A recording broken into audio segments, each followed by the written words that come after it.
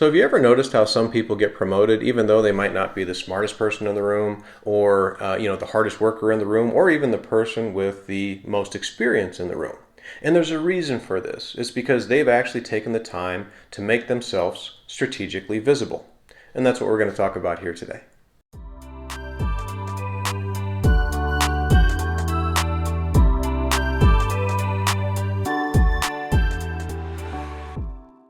Hey everybody, welcome back to Career Compass Media. Be sure to hit that like button and subscribe to the channel. So I want to talk today about the concept of strategic visibility. And to put it simply, strategic visibility is doing the right things in front of the right people at the right times, as opposed to simply trying to make yourself visible like the class clown or that commercial where the new employee gets hired and he sees his boss is a Georgia Bulldog fan and he starts barking at his boss because he's trying to make an impression. And he certainly made himself visible. He certainly made an impression, but that is not the type of impression that you want. So simple visibility and just being seen and being the class clown, that's visibility. That has nothing to do though with strategic visibility.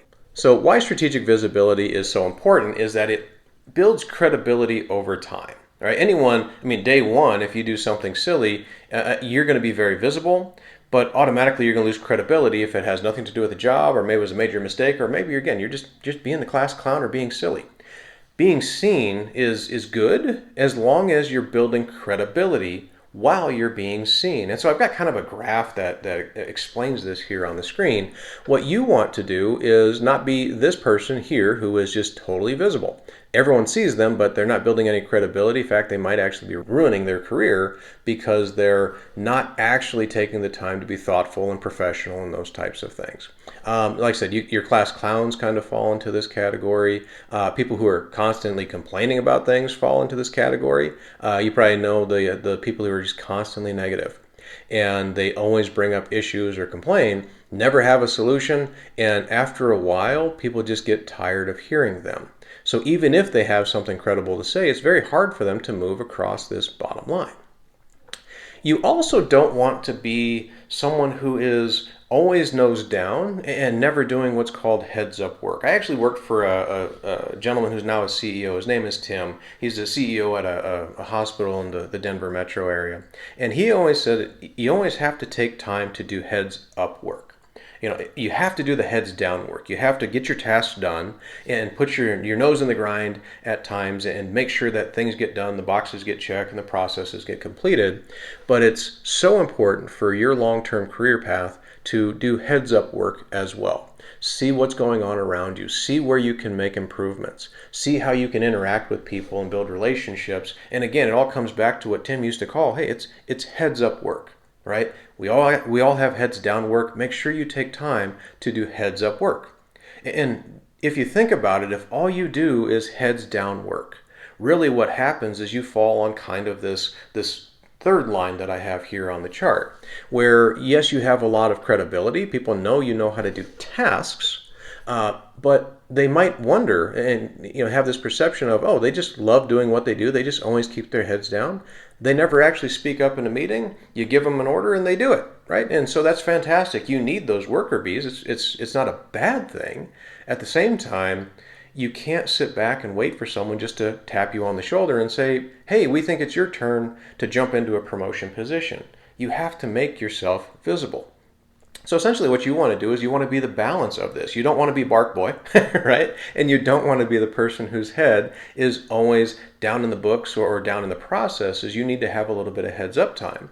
By balancing that, you end up on this middle line, which is the line that builds strategic visibility. So now you might be asking yourself, how exactly do I build strategic visibility? What are the things that I need to do? And so think of the word visible.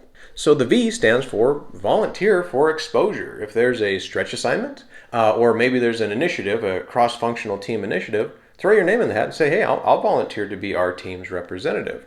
But volunteering is an easy way to show that you are willing to learn and get outside of, again, that heads down work. You're willing to put your head up and see something bigger than just the task in front of you. So first thing is volunteer. So now for the I, really that in my mind stands for influence meetings.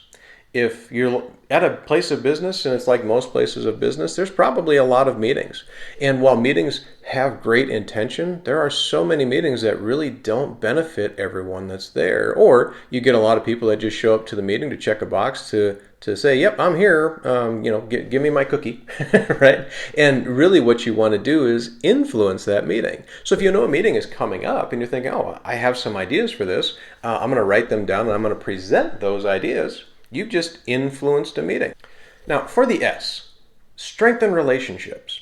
Nothing is done in a bubble. Even if you're a sole proprietor, and you're relying on yourself for the day to day, you're probably still relying on, a tax preparer. You're probably still, relying on your clients to communicate with you, right? Nothing is ever done in a bubble, even if you're a sole proprietorship. And if you're working for a larger organization, you're always going to be working in teams. You're always going to be working across departments and getting to know people. And of course, whenever you're offering a good or a service, you're working with people, right? And so, your customers, your stakeholders, your coworkers, take time to strengthen those relationships both outward but also upward. If there's an opportunity for you to strengthen a relationship with your boss, maybe another supervisor in another department that might be at a higher, org chart level than you, take those moments and strengthen those relationships in some way, shape, or form. Again, it might just be a good conversation, might be offering some assistance, might be, showing them how you're helping the cause move forward.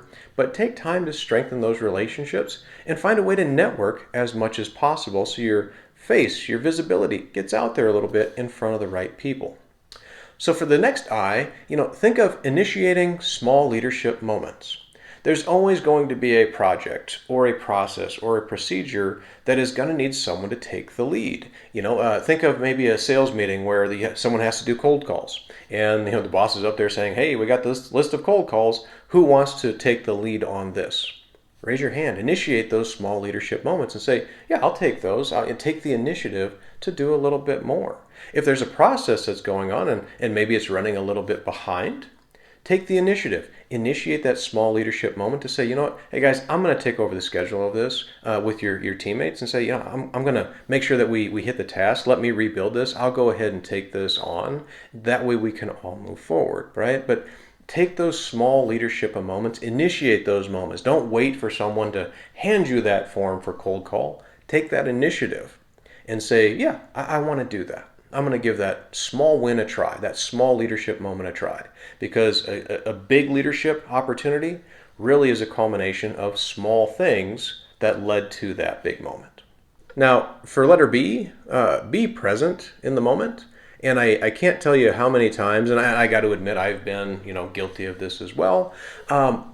If you're in a meeting or if you're in a conversation with someone, it doesn't have to be a big formal meeting or a gathering. It could just be you having a conversation with someone about work or a project or whatever it might be.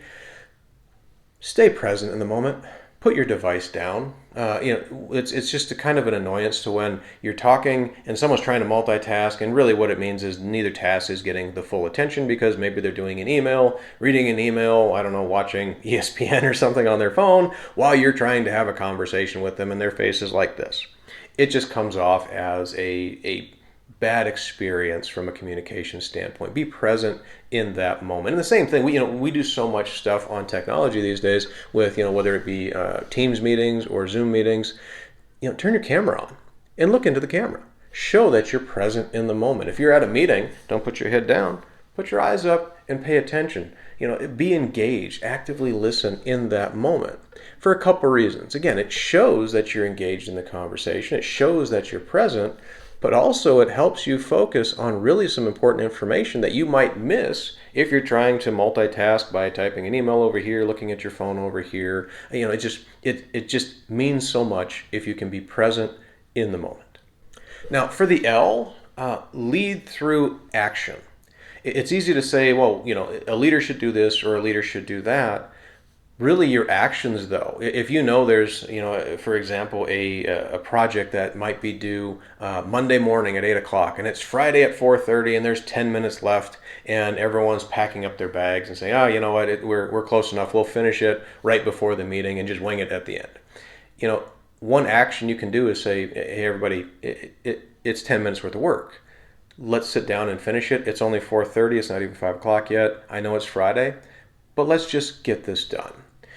Simple behaviors like that, showing follow through, showing commitment to making sure the job is done, even when no one is looking, especially when no one is looking, because that's a high level of integrity that you need to have as leaders to make sure your behaviors, even when nobody is looking, are falling in line with what a leader would be doing. So lead through actions whenever you get that chance, and show that you're doing the right thing. Maybe someone's taking a shortcut on, a health and safety measure or those types of things. You say, well, no, wait a minute, that's the wrong thing. I know you can take the shortcut, but we got to do it the right way because that's just what we need to do. Take those times to lead through actions. Now for the E, think of elevating your team. Whenever you get a chance to promote the good work of teammates, do that. Recognize that. Show off your team, because essentially, a lot of people think that if I'm the hardest worker in the room and I can do the work of 10 people, I'm going to get the nod. And while, don't get me wrong, I would love it if everyone could do the work of 10 people. One, that's not realistic for the long run. That's really kind of a short duration burnout situation. But more importantly, it's really easy to beat that equation. If you do the work of 10 people, I need a team of 11, and we'll be more productive. So it's great that you're a hard worker. I don't want to minimize that, but nothing gets done in a bubble. Everything gets done in some way, shape, or form in a team. So bring the team along, elevate your team, give your team the credit as much as possible. If you have a teammate struggling and you happen to be a little bit ahead on a project, take a minute and say, hey, I'm ahead. Where can I help you? Let's move the whole thing forward, because at the end of the day, the other benefit is everybody wins when the team wins. So it's a great feeling as well. Thanks again for tuning in, everybody. Do hit that like button and subscribe, and do take a moment to leave a comment in the comment section on what you thought of this content, but also any other content you would like to see built on the channel. I'd be happy to build some things that the viewers enjoy. Take care.